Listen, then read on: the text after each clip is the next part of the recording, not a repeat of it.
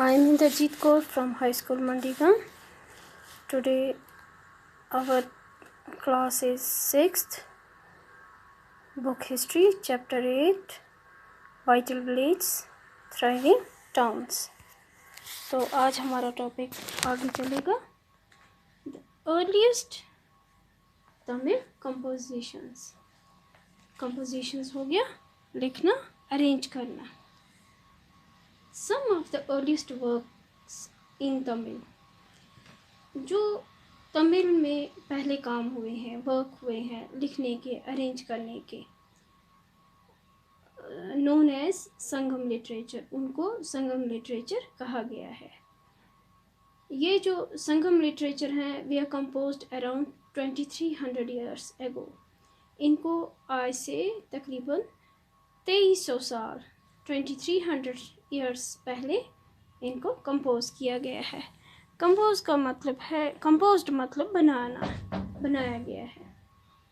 These texts were called Sangam because they were supposed to have been composed and compiled in assemblies known as Sangams. These texts were called Sangam. इनको संगम कहा जाता था because they were supposed, क्योंकि वो इसलिए कि इनको compose किया जाता था, प्रोड्यूस किया जाता था, बनाया जाता था, एंड कंपाइल्ड, और इनको कंपाइल्ड प्रोड्यूस किया जाता था इन असेंबलीज, बनाया जाता था इन सबको असेंबलीज में. उन असेंबलीज को संगम कहते थे. संगम मीन्स मिलना, इकट्ठे होना ऑफ पोइट्स. किनका? पोइट्स का इकट्ठे होकर मिलजुल कर लिखना. That where held in the city of Madurai. तो ये सब कहाँ होता था? ये एक शहर का नाम है, मदुराई था, वहाँ पे ये सब काम होता था.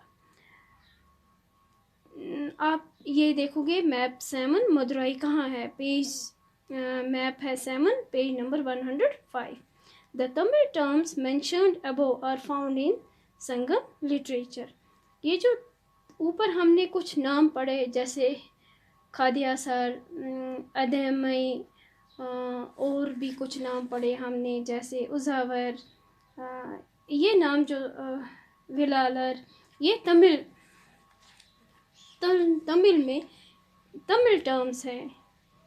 ये तमिल में मेंशन हुए हैं, ये तमिल लैंग्वेज के हैं, तभी हमें ये वहीं से पता चला. Finding out about cities. अब शहरों के बारे में पता करना, मालूम करना. स्टोरीज़, ट्रैवलर्स, स्टोरीज़, कहानियाँ. ट्रैवलर्स जो घूमने वाले थे, जो घूमते घामते हिस्ट्री क्या लिखते थे, पता करते थे, राइटर थे, घूम घाम के हिस्ट्री जानते थे एक जगह से दूसरी जगह पे आकर. Sculpture and archaeology. स्कल्पचर हो गए जो पत्थरों को घड़कर, तराश कर, या किसी भी चीज़ को तराशने वाले, उनको स्कल्पचर्स कहते थे. और क्या है? आर्कोलॉजी. आर्कोलॉजी का मतलब है artefacts and other physical remains के बारे में जो जानते हैं. Artefacts and other physical remains के बारे में जो जानते हैं, हिस्ट्री के बारे में जो जानते हैं, नॉलेज गेन करते हैं, खुदाई से निकाल कर हिस्ट्री का पता चलता है, उनको आर्कोलॉजिस्ट कहते हैं. You may have heard of the Jatakas. आप लोगों ने सुना होगा जटाकास. स्टोरीज़ हैं ये एक जटाकास एक स्टोरी बुक है जिसमें इस किस्म की सारी स्टोरीज लिखी हैं. These were stories that were probably composed by ordinary people. इसको आम लोगों ने लिखा है, बनाया है, and then written down and preserved by Buddhist monks. तो इनको बाद में प्रिजर्व किया है, बचा के रखा है, लिखा है किन्होंने? बुद्धिस्ट मॉन्क्स ने. Here is part of Jataka story. यहाँ पे एक स्टोरी है, जटका स्टोरी, जिसके बारे में हमें इसमें पता चलता है. बुद्धिस्ट मॉन्क्स ने जो स्टोरी लिखी है जटका में, तो उसी से हमें ये स्टोरी मिली है. तो ये स्टोरी एक क्लेवर पुअर मैन की है, the clever poor man. which tells us how a poor man gradually became rich. तो इस स्टोरी से हमें पता चलता है कि कैसे एक गरीब आदमी आहिस्ता आहिस्ता कैसे अमीर बन गया। Once upon a time, एक दफ़ा की बात है कि there was a clever poor young man, एक चालाक गरीब जवान आदमी था, who lived in a city, जो शहर में रहता था। His only source was a dead rat, उसके पास एक ही जरिया था, उसके पास मरा हुआ चूहा था।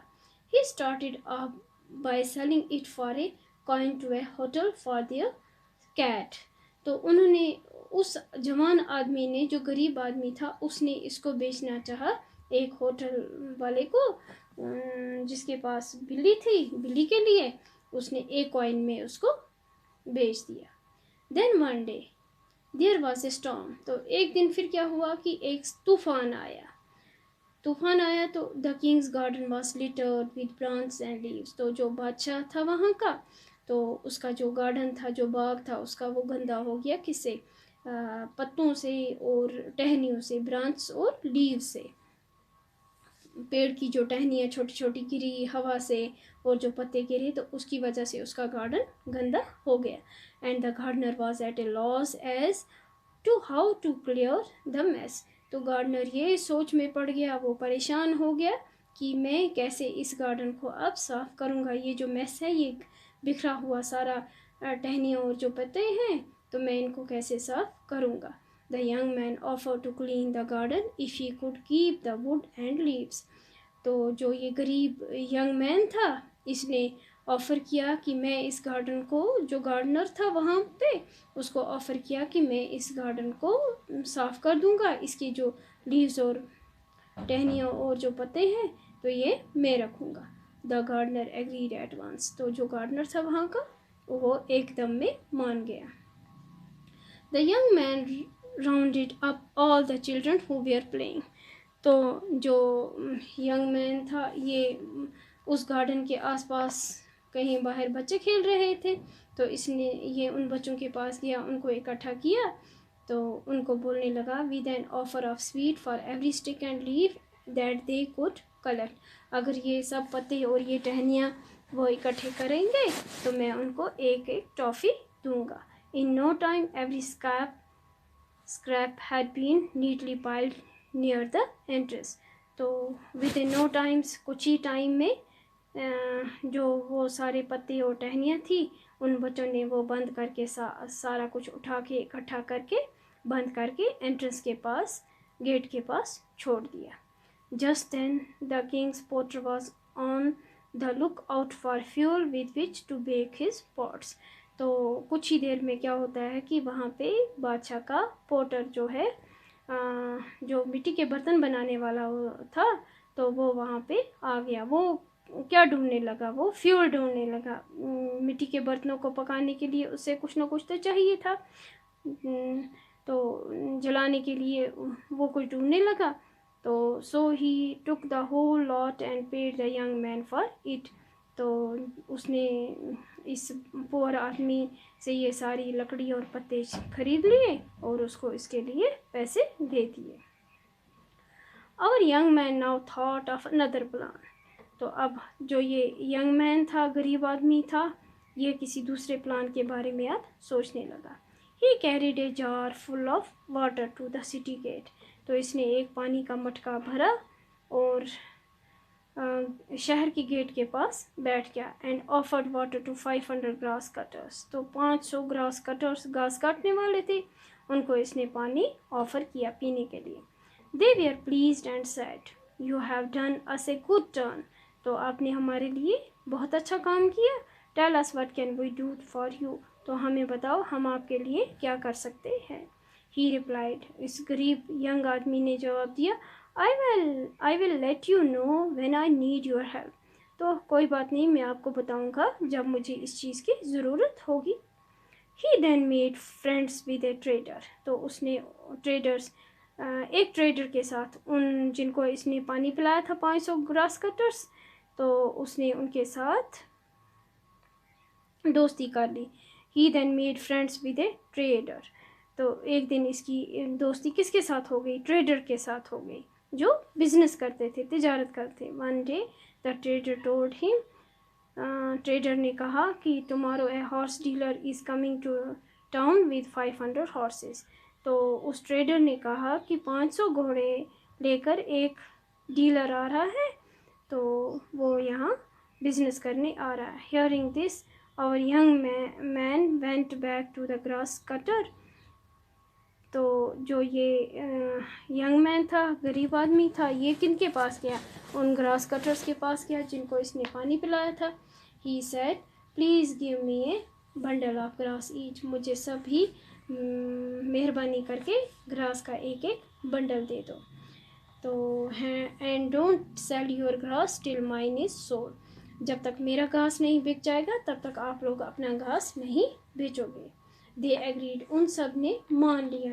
ये सब कौन थे? 500 ग्रास कटर्स, जो जिसको इन्होंने गेट पर जिनको पानी पिलाया था। दे एग्रीड, वो सब मान गए। And gave him 500 bundles of grass. तो उन सब 500 ग्रास कटर्स ने इसको 500 बंडल घास के दे दिए।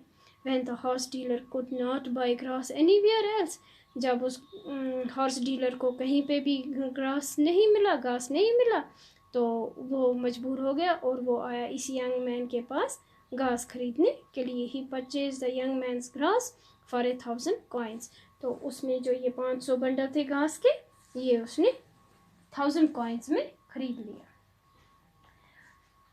तो अब we can use other kinds of evidence to find out about life in some of these early cities. तो हमें कुछ सबूत मिले इन शहरों के बारे में जानने के लिए, इन शहरों की लाइफ कैसी थी। Sculptures, carved scenes depicting people's lives in towns and villages. Depicting means in words, explain, words में एक्सप्लेन करना। स्कल्पचर्स जो थे, पत्थर गढ़ने वाले थे, वो सीन कार्व करते थे, घर के डिज़ाइन बना के पिलर्स पे लिखते थे। लिव्स इन टाउन्स, जो लोग शहरों में रहते थे और गाँव में रहते थे, as well as in the forest, और जो जंगलों में रहते थे। Many of these sculptures were used to decorate railing. तो जो ये स्कल्पचर्स थे, ये डेकोरेट करते थे रेलिंग को, पिलर्स को, और गेटवेज ऑफ बिल्डिंग्स, जो एंट्रेंस होती थी, गेट होते थे बिल्डिंग्स के, that were visited by people, जो वहाँ पे लोग आकर विजिट करते थे। तो आज का इतना ही है। Thank you.